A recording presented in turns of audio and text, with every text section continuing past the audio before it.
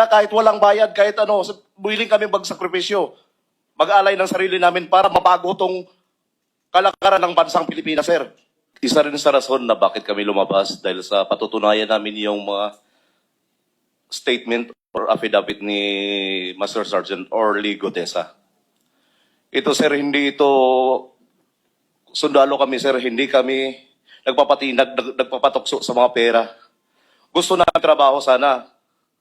Trabaho na kung saan mabuhay namin, ang pamilya namin para sa aming sariling sikap.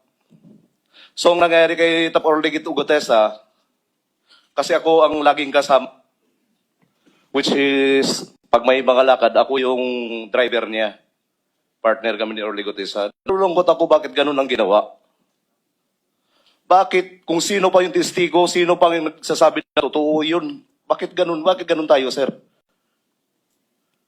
Nasamantala, hindi nila nare-realize yung buhay ng mga kababayan nating mahihirap.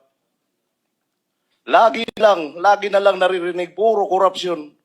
So yun ang rason, sir, na kahit walang bayad, kahit ano, willing kami magsakripisyo, mag-alay ng sarili namin para mabago tong kalakaran ng bansang Pilipinas, sir. Ito, sa mga media, andyan, alam ko, dahil ako ay isang driver ng media coordinator ni Congressman Saldico at ni Speaker Romualdez, PR. Sa House of Representatives, media parking, si Mr. Robin Manahan ay hinahatiran namin ng paper bag. Si Mr. Ryan Papaco, PR ng SOR din, doon din mismo sa media parking. At yung media parking na yun, minsan nag-aabang sila doon. Minsan kami nag-aantay din doon lang sa media parking, naka-paper bag.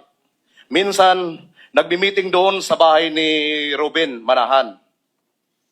Tapos, gabi kasi, sir, hindi ko na ma-identify kung anong number ng bahay. Basta malapit lang sa SOR din.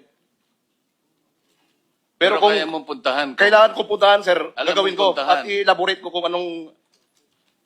Sige. Doon binibigyan, one time, ng isang bag. Isang bag na puno ng pera. Bakit ko alam na pera, sir? Dahil sinasabi ng PR na yan sa akin, PR ni Kung Saldi, na Chris, bantayan mo muna, Chris, huwag mo iwanan ng sasakyan. Perang laman niya sa loob. So, sa ganitong nangyayari sa atin ngayon, sir, gaya kanina, grabing panggigipit, unconstitutional talaga. Kami, sir, sundalo kami. Dating sundalo, nagserbisyo din sa bayan. Bakit may mga ganito? Kaya yan ang isa sa dahilan lumabas kami. Yun lang po, sir. Maraming salamat.